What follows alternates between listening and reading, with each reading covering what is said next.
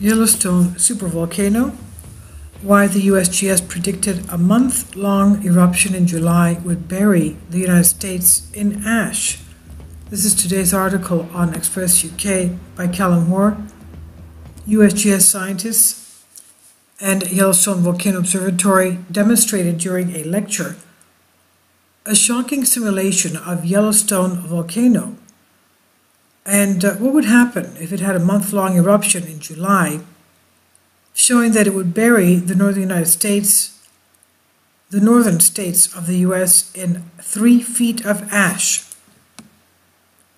The Yellowstone volcano, as we know, is one of the few dozen volcanoes on Earth labeled a supervolcano for its ability to expel more than 250 cubic miles of ash and debris. The plumes from such an eruption can rise up to 17 to 30 miles into the atmosphere. And you can imagine what that could do going around worldwide, not just over the United States, but above the cruise level of jets, and can cause devastation on a global level. This type of event has occurred 3 times in the past at the Yellowstone location: 2.1 million years ago, 1.3 million years ago, and 630,000 years ago. It had a smaller eruption 70,000 years ago, and it has had over 6,000 eruptions since then. There are USGS geologists who claim that it's overdue for an eruption by about 10,000 years. Larry Maston, a USGS hydrologist, worked with fellow colleague Jacob Lowenstern in 2016 to produce a paper on the ash fall impacts in the event of another Yellowstone super eruption. We're talking about the big eruptions, we're not talking about the smaller ones. Now, speaking during a public lecture that same year, he explained the objective was to see how the growth of umbrella clouds would affect ash distribution from Yellowstone. He said, we did a few dozen simulations, starting with an erupted volume of a few hundred cubic kilometers of magma.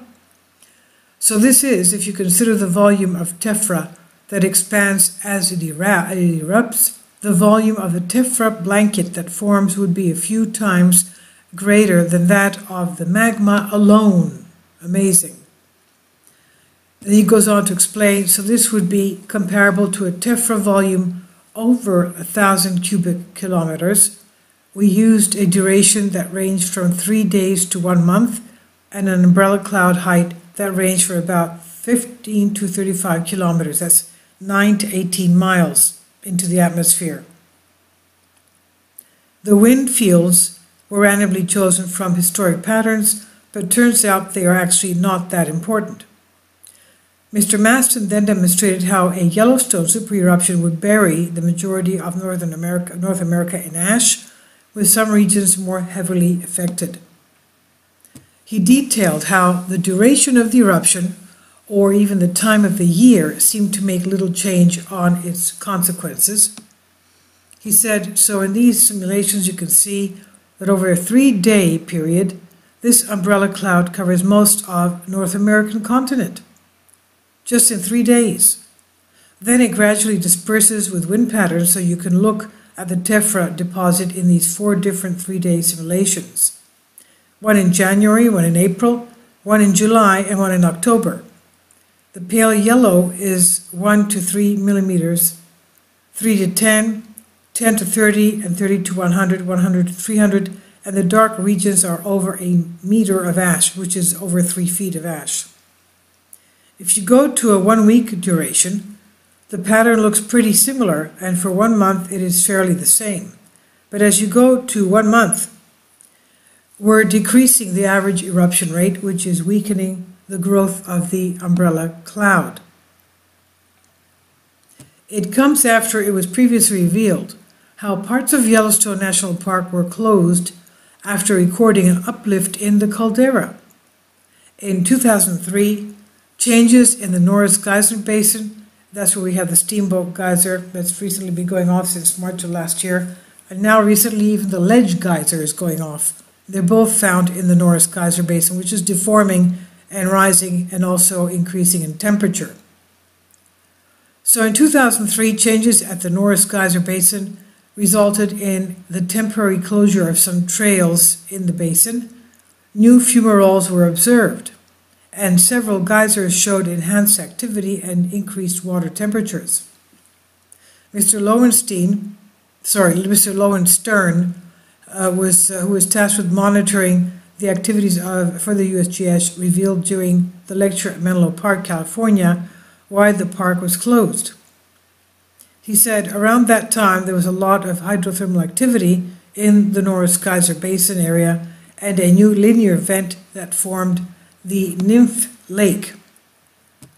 It formed some really loud jet-like thermal features, and a lot of trees died in the area in that time, and park geologists spent quite a bit of time documenting the changes. Later that summer, there was a whole region in the Norris Geyser Basin, the back basin, where there was anomalous activity in a lot of the geysers, and the ground temperature was increasing greatly, and a lot of pools that were turned into steam vents or fumaroles. Here's an example of a thermal image taken on one of the trails. You see some of the temperatures are hitting above 50 degrees Celsius, but some reach the boiling point of water.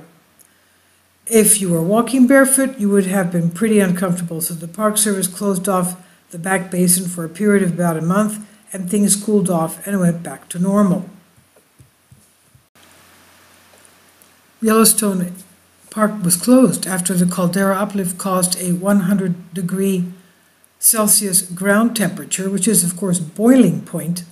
Callum Hoare Express UK goes to report Yellowstone volcano scientists recommended parts of the national park's trails should be closed after recording an uplift in the caldera. It was revealed during the lecture at Menlo Park. The supervolcano, located below Yellowstone National Park, sits between the states of Wyoming, Montana, and Idaho, and is constantly being monitored by USGS due to the capability to inflict disaster on a global scale if a super eruption occurs. The last event of this kind has not happened for more than 630,000 years, and any serious eruption in 70,000 years, which reportedly makes another super eruption overdue. In 2003, changes at the Norris Geyser Basin resulted in the temporary closure of some trails in the basin. New fumaroles were observed, several geysers showed enhanced activity and increased water temperatures. Jacob Lowenstein, see here it's spelled Lowenstein, in the other article was spelled Lowenstern. I'll say Lowenstein. Please forgive me if I have your name wrong. Jacob Lowenstein, who was tasked with the monitoring the activity for USGS, revealed during the lecture why the park was closed. It formed some really loud jet-like thermal features, and a lot of trees died in the area. In that time, the park geologist spent quite a bit of time documenting the changes. Later that summer, there was a whole region in the Norris Geyser Basin, the back basin, where there was anomalous activity and a lot of the geysers, and the ground temperature was increasing greatly, and a lot of pools that were turning into steam vents or fumaroles.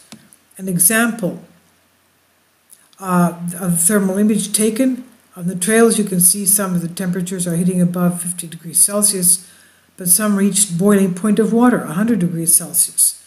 If you were walking barefoot, you would have been pretty uncomfortable, so the parks closed off the back basin for a period of about a month, and things cooled off and went back to normal.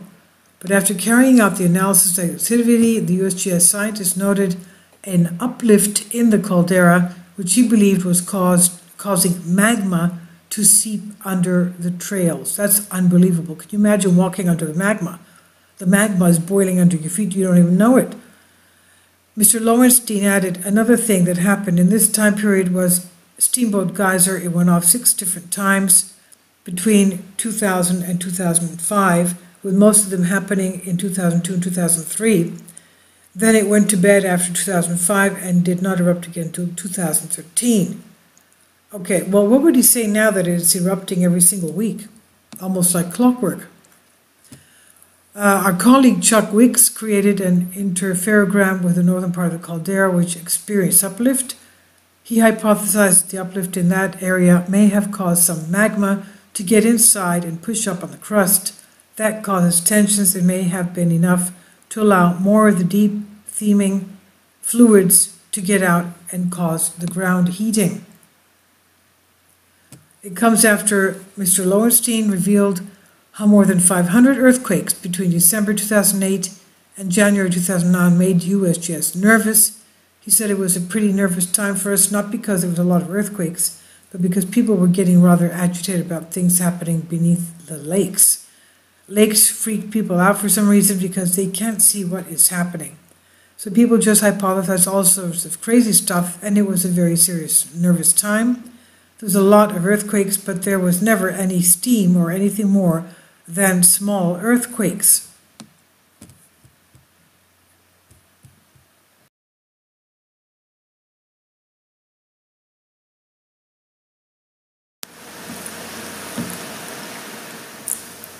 If you'd like to join me on my Patreon account, you will hear content not covered by mainstream media.